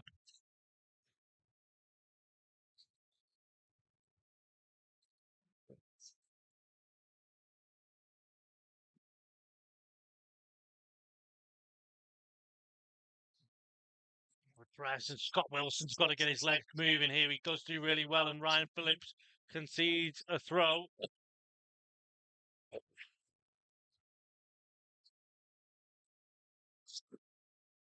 Bruno Guimaraes has got the goal for Newcastle. Following a VAR review, the goal does stand. Kings Lynn have got a goal back against Radcliffe, but probably too little too late for them. Surely a long throw opportunity here for Wilson to deliver one in. Here it comes. Pratt's there. Ellis is there. Not cleared yet. Nolan's got it. Goes back to Wilson. Left-footed. Tries to find Pratt down the line. Not quite. Go behind for a goal kick.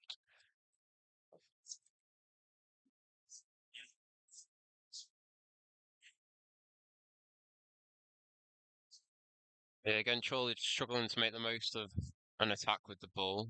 Still not had a shot this half.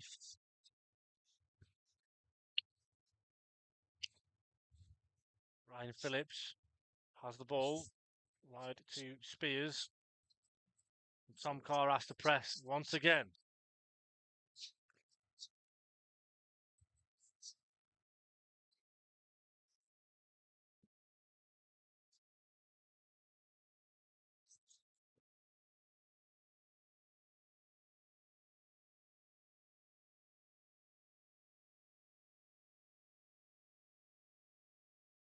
And now, Merthyr trying to come forward outside the boot, finds Cox, giving away. Carr. Got 3-4 players around him, but manages to scramble the ball, but then out for a Merthyr throw. And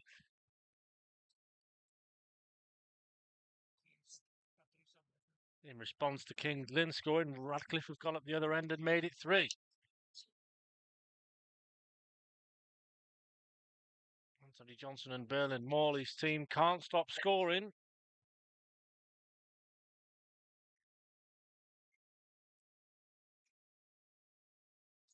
Different story for Chorley though at this moment in time. Still a goal behind here against the Martyrs.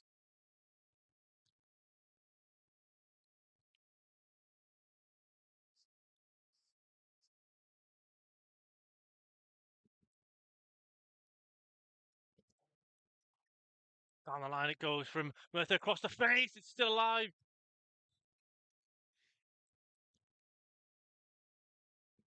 It looked like it was going to be a chance for Merthyr to add a second, but the flag's gone up.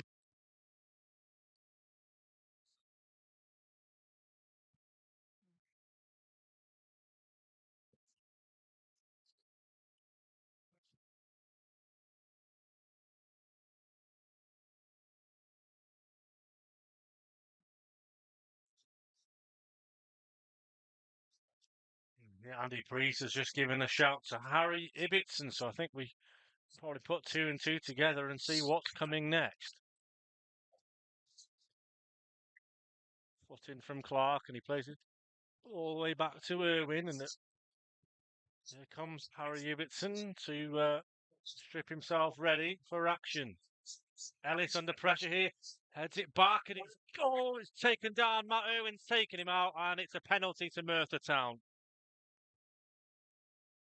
Matt Irwin, not an awful lot he could do with that. Mark Ellis heads it back towards the goalkeeper, but he's asked to do a little bit too much, I think, and Merthyr have got a penalty.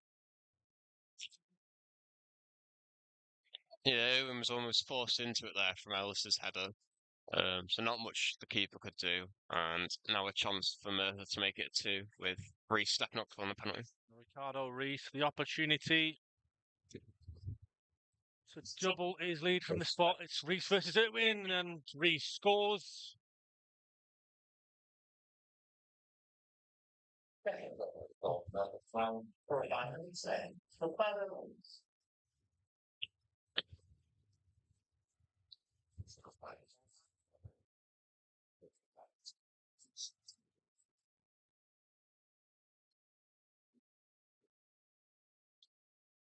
Yeah, very tough task for Chorley now with about 28 minutes left.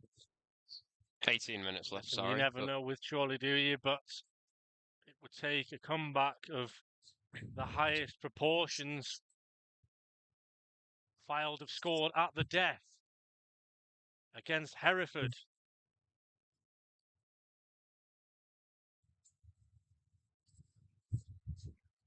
But Chorley got it all to do here at the moment.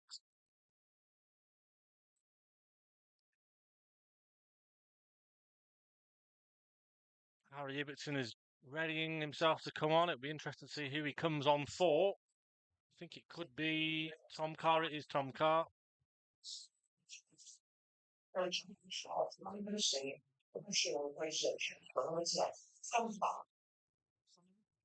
Sunderland have taken the lead against Chelsea.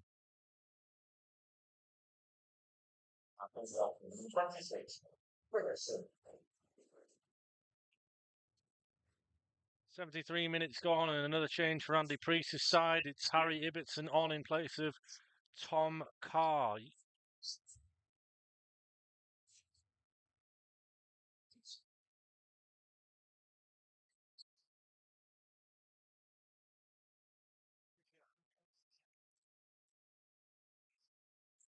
Yeah, I think Merthyr are making a change here as well.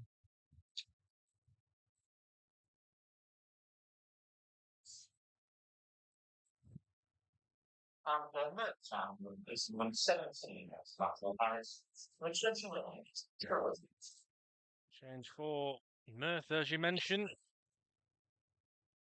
As Marine have just scored in the 5th minute of added time to win against Scarborough Athletic.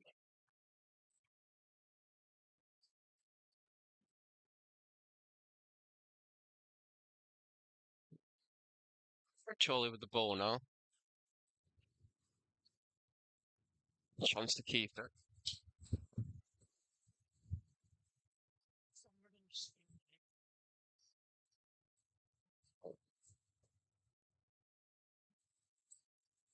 And Ibbotson, good first touch from him down the right-hand side.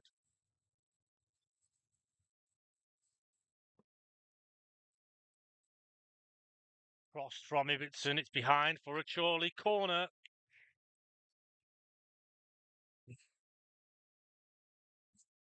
"15 minutes plus stoppage to go, James. Could this be the start of something very special? We'll wait to find out."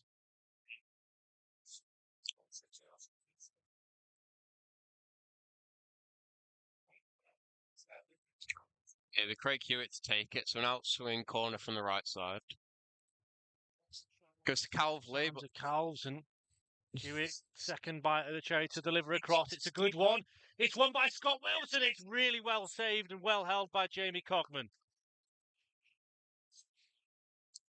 yeah, it was a really good cross from Hewitt there and found Wilson near the back post, but couldn't quite find the right area or get enough power on it to really test Cogman. Chorley's best chance of the second half, though. Hopefully, can continue.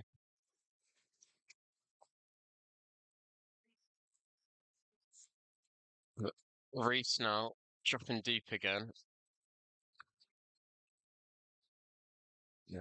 Come out to the substitute Williams.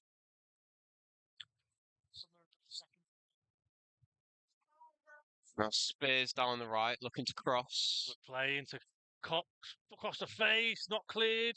Shot comes in, goal kick.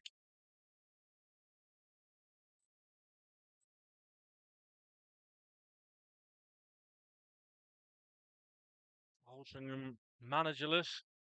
Managed to get a point on the road away at Braintree. Chester pulled one back against Bedford Town, but too little too late for them. And as for Fylde, former Chorley player John Usterbashi at the death.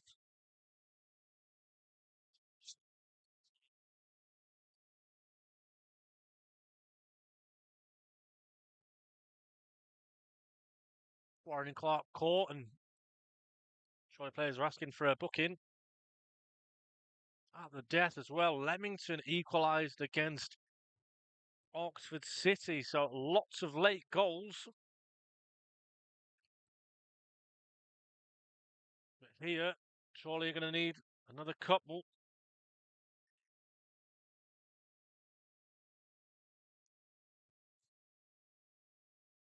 Irwin takes the free kick, headed in the air by Ellis. Carvely tries to win it, can't, and Merthyr tries to clear.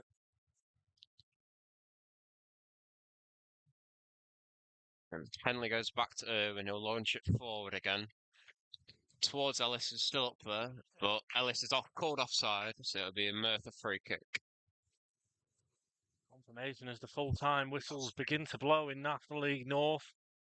Only a handful of games still going, of course, hours because of the kick-off delay.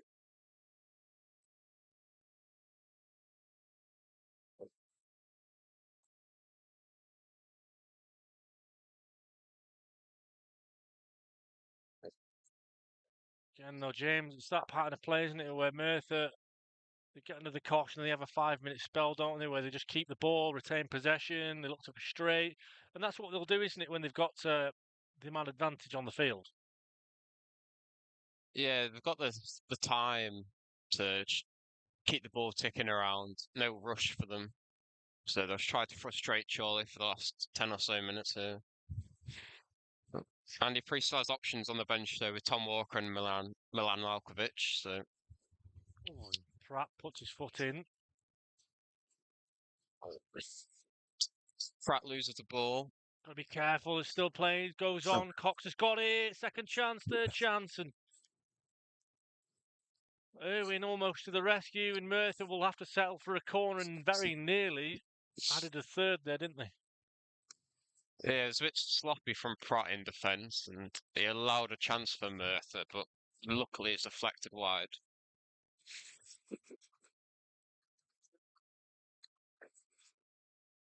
Merthyr, another opportunity for them to deliver from a set piece. 79 minutes gone here, remains Chorley 0, Merthyr Town 2. Back post, players coming in. Ellis heads away. Shot comes in, free kick given in Chorley's favour.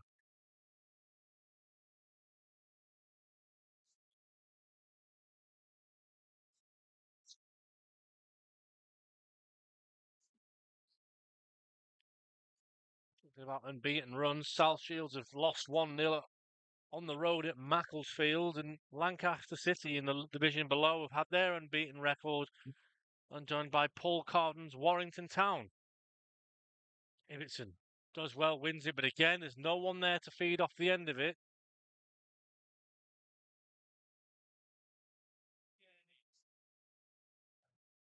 No. Alice has given the ball away. Reese is in. Oh, and Reese's touch is loose, and really, James, it should have been 3.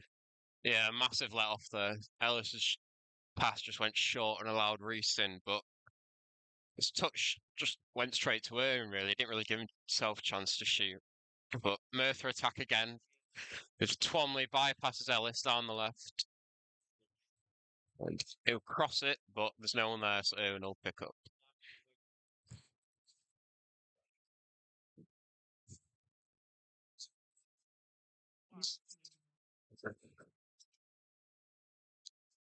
It seems like Harvey Smith is coming on here for Chorley. Harvey Smith, as you say, James. Wonder who he may come on and replace. Chris Anderson can't hold on to the ball at the first time of asking, but the second he can.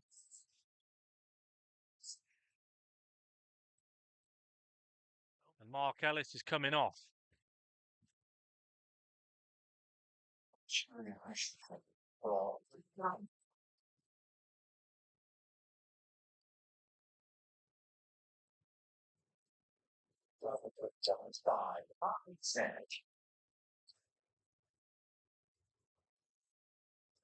Louis didn't spang out. He just smacked. Scott Wilson will take a throw in down the left there, just on the halfway. Ibbotson chases on, but Merthyr win it back. Clark presses though, forcing them back into the corner.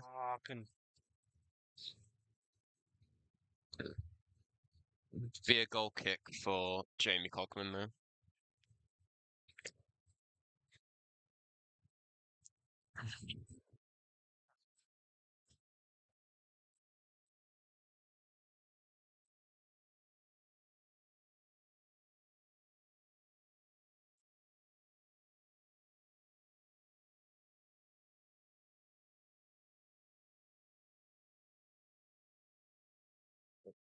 Merthyr again, as they've done really quite brilliantly this afternoon, just trying to dictate the play of the game, retain possession.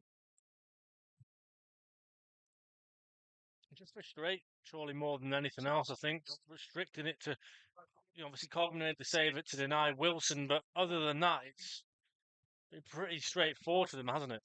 Yeah, I don't think it's not really been the half that Andy Priest would have hoped for. Not much of a comeback yet from Chorley, but there's still 7 or so minutes left to play, so there's always a chance. It certainly is. Just imagine what one goal could do.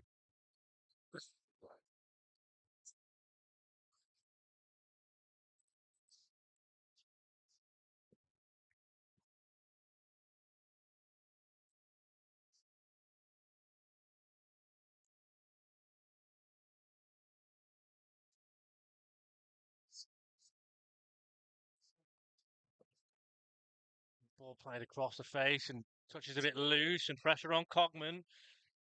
Puts his foot through it.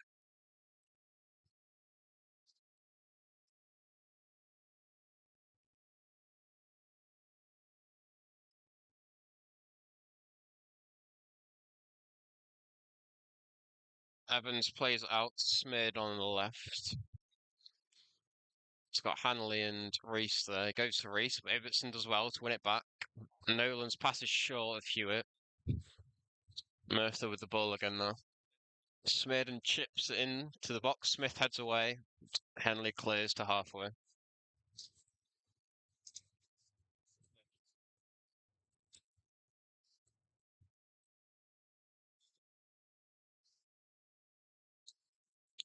Again, Cox holds it versus Pratt. Tries to turn on him and he gets a bit of fortune to beat through. Wilson hooks it. Warren Clark wins it well.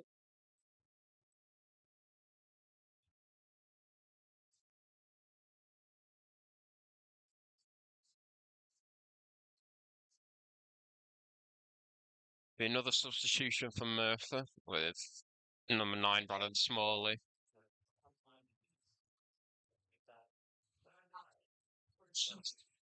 Brandon Smalley, if I remember rightly, was once of Gloucester City. I'll have a little look.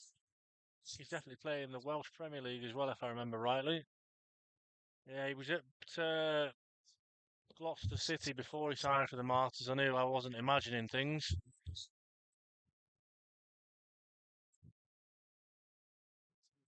Wilson's throw goes out there, so it will go to Merthyr. Deep in their own half, Ibbotson pressing them.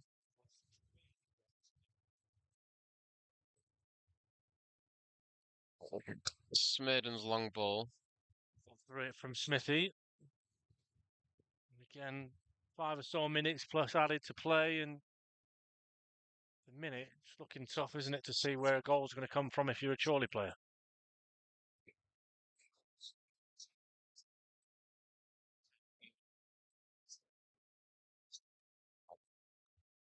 Here comes Ibbotson to try and put pressure on Ryan Phillips, and Cogman's got it. We've got a bit of an obscured view here because people are stood on the stairs deciding whether to go or not. Header comes on, Smithy puts his foot in, does well. Deny Smalley. Hewitt. Warren Clark, bit of a slice of luck there, does well to win the ball back.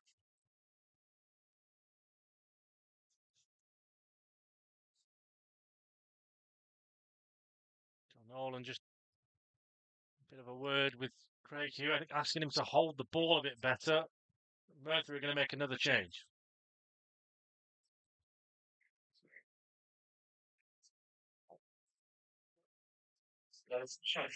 For Merthyr Town.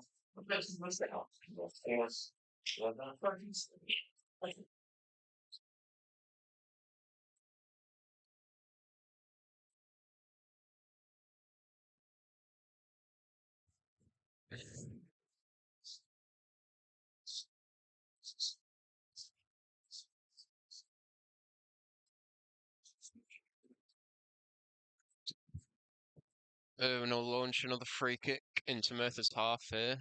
Nolan swings it cross deep towards Carvaley, who heads it. Flags up though.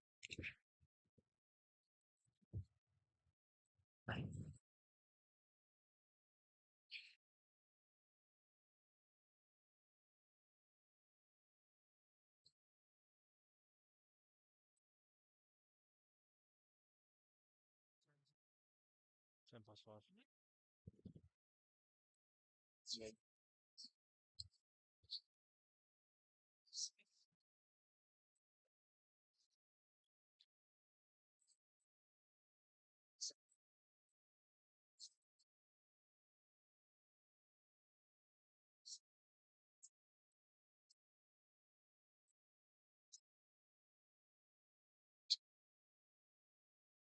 Irwin's coming to claim the ball away from Jarvis, and it's Matt Irwin. He's not happy, is he? He's screaming.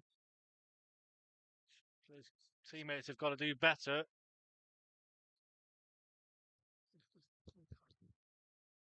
Nolan wins it back now, but Hewitt just ahead of Chorley's penalty box, out to Henley on the right. He'll go long, but it'll go out for a throw-in. Chris Anderson, a shake of the head, looks frustrated. Do a lot of the Chorley supporters and the Chorley players. Thanks very much, Keith, for your kind words. Keep going.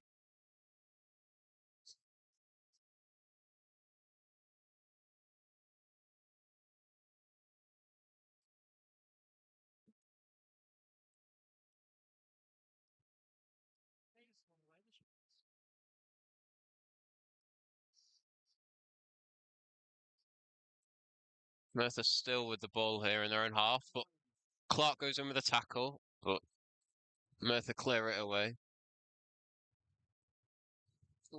It'll be a throw in deep in Chorley's half, Scott Wilson. Another change in the offing for Merthyr. Abdullah Sambu.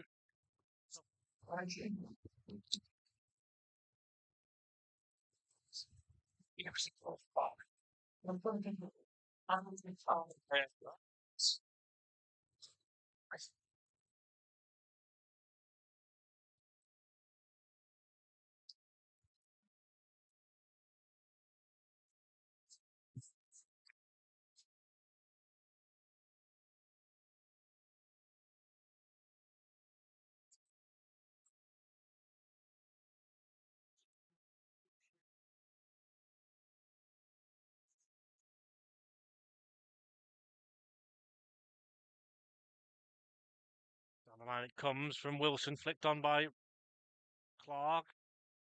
I think James, one of the few players, I think, from Chorley's point of view, who can hold the heads high is Warren Clark. Smalley finds Reese on a hat-trick. Spreads it to Jarvis.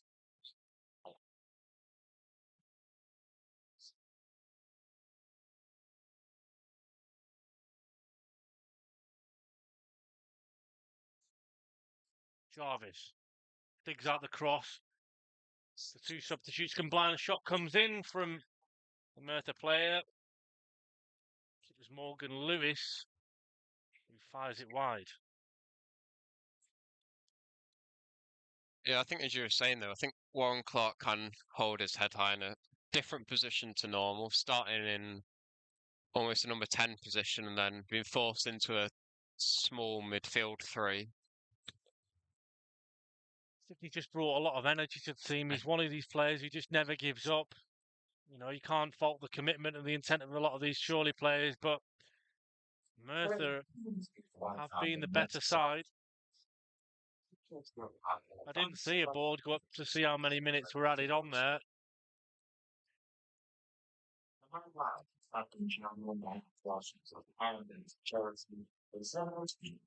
There you go. The ball sponsor for today's game has awarded the man of the match to Warren Clark. It's always reassuring to see what we see isn't, I suppose, is seen as well by others. Cross comes in from Lewis, cleared by Pratt only as far as a Merthyr Town player.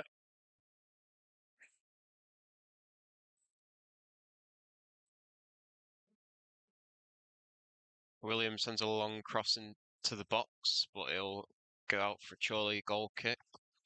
Yeah, and as I say, didn't see how many minutes were added on, but James, you can hear a pin drop in here at the moment. It's very quiet. Quite a few people have headed for the exit, and it's been a disappointing afternoon, hasn't it? Yeah, I think many people thought this might be the game that Chorley get back to winning ways, but it's not been that afternoon, sadly. And with just a few minutes left, as, like you said, has been some people left already. Oh, Hewitt there was caught.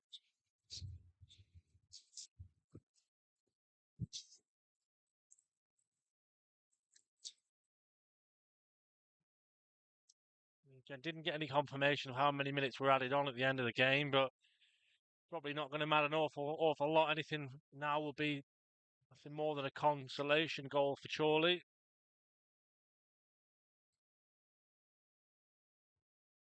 Free kick come in from Clark, cleared away.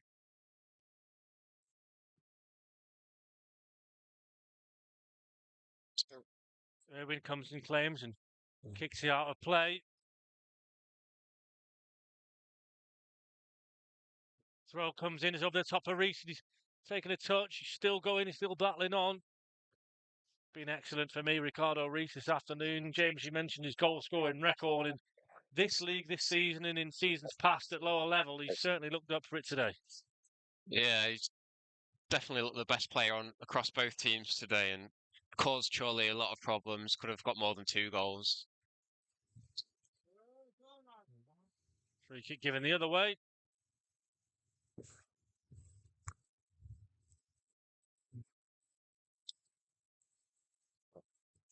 I think we've seen him drop deep as well at times to create opportunities for other players, which is maybe something Chorley have lacked today, a bit of fluidity in attack. I think Reese just looks like he likes to play on the shoulder. He's always a nuisance. He doesn't look the most physical in terms of his presence. He's quite tall, but